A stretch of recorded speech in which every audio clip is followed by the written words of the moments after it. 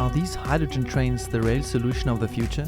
The hydrogen hype has been around for a while, not only in Europe, but also in Latin America, where Chile wants to become a world leader for hydrogen production. While some sectors are celebrating progress, German train companies are reporting problems with the technology. Is hydrogen for rail nothing but hot air or the powertrain of the future? Chile is by far the world's biggest copper producer with a global market share of around a quarter. In the coastal town of Antofagasta in Chile's far north, a tiny piece of history is about to be made.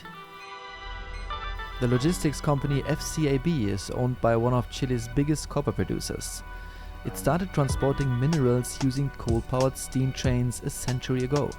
Today, the train fleet runs on climate-damaging diesel, but this train is about to kick off a change. Hola, mi nombre es José Luis Adasme, jefe de Ingeniería de Ferrocarril Antofagasta, Bolivia, y los quiero invitar a conocer la primera locomotora propulsada por hidrógeno de Chile y de Sudamérica. The train is brand new and was recently shipped in from China. Final preparations are currently being made for the first tests. Bueno, aquí se puede apreciar parte de los depósitos que están con su conducción y sus válvulas para poder alimentar la celda de combustible. It is equipped with 20 cylinders of hydrogen. Dependiendo del trayecto y del tramo de la vía donde va a transitar esta locomotora, ¿ya? Podría tener autonomía de 166 kilómetros. Ante un tramo más favorable ya podemos empezar a conversar de una autonomía mayor. The train is first to be tested on a lower distance range between the company's deposits a few kilometers out of town and the port. Later on, the hope is for it to travel longer distances between the port, Bolivia and the copper mines. Every year, FCAB transports around 7 million tons of copper and other materials. Extracted from the mines in northern Chile, Argentina and Bolivia, the ores are transported via a 700-kilometer railway network passing mountains and deserts en route to further processing. Decarbonizing the rail network is key to reaching the company's sustainability targets. Una de las metas es reducir el 30% de emisiones al 2030. Y si nosotros vemos la caracterización del ferrocarril, la mayor cantidad de emisiones es a través de las locomotoras. The hydrogen still needs to be delivered from Brazil and is currently produced using biomass. This is much more expensive than diesel according to FCAB. However, the company believes that this could soon change. Chile's ambitions for hydrogen are huge. With the first pilot projects and infrastructure to be built in the south of the country, the aim is to become a hydrogen world champion, producing the cheapest hydrogen in the world. Both the mining and steel industries are set to run on hydrogen in the future, sectors that are difficult to decarbonize otherwise. Therefore, the country is ramping up its wind power generation and future hydrogen production capacity. And the prospects are looking good. Using hydrogen there, it makes sense. This is Falko Uckert. He's hydrogen specialist at Germany's Potsdam Institute for Climate Impact Research. So there are areas in Patagonia where the wind is blowing roughly 2 to 4 times more than it is in Germany, for instance. So hydrogen can be very cheap there and could supply hydrogen trains. But therefore, huge investments are substantial. To date, the country has supported the hydrogen sector with around $825 million in state funds in cooperation with the World Bank and the EU. The World Bank concludes that with its vast potential, Latin America could meet up to a third of global demand for clean hydrogen by 2030 and become a strong competitor to Africa and Australia. But how to lower the prices? Data by the World Economic Forum show that hydrogen costs in Latin America already range below global average. Yet, globally, almost all of it is still produced with fossil fuels.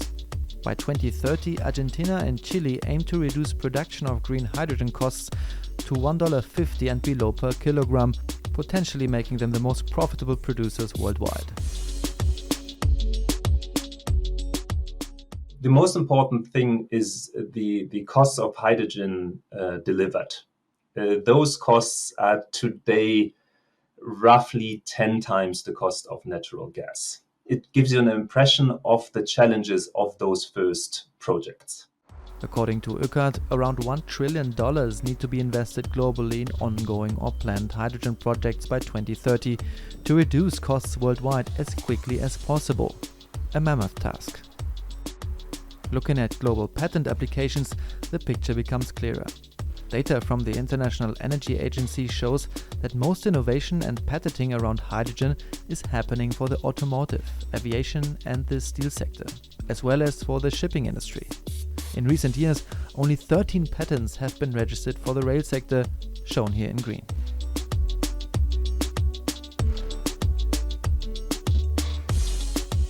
The vast potential boils down to those sectors specifically where you don't have other options. These include the steel and cement industries, but to some extent also the rail sector. The sustainability of rail is undoubted.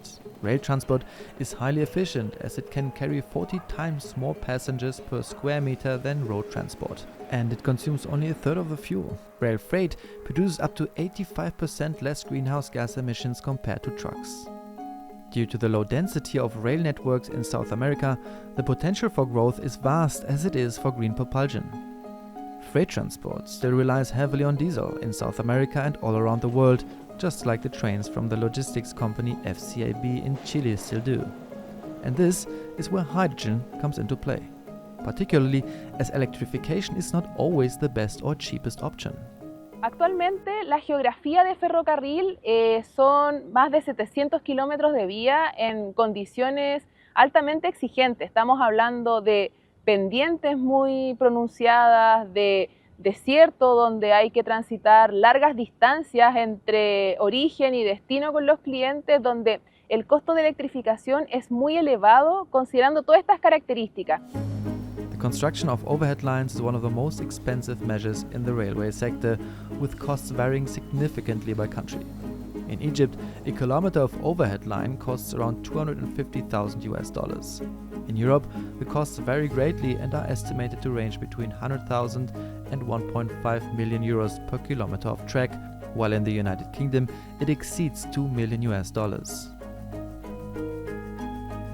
I think of emerging economies rather. I think of India, of some South American countries where there are really long distances with low density of population. And if you want to replace diesel there, then you have to move to hydrogen. In Europe, electrification of the railway system is quite high, with an average of around 60%. In Switzerland, all trains run on electricity. Where electrification of the routes is not possible, batteries could possibly step in, but hydrogen trains have a significantly greater range and don't require complex recycling.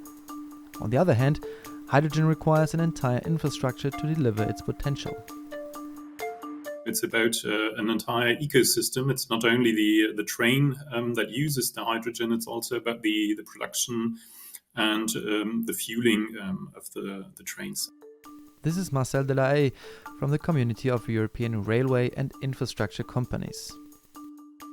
Hydrogen so far is not a mature technology, so it still needs to be adapted to the railway sector. It still needs to be developed. In Canada, Japan, India and China, and also in several European countries such as Austria, Italy, Spain and Germany, hydrogen trains are being trialed or have already begun on a small-scale basis.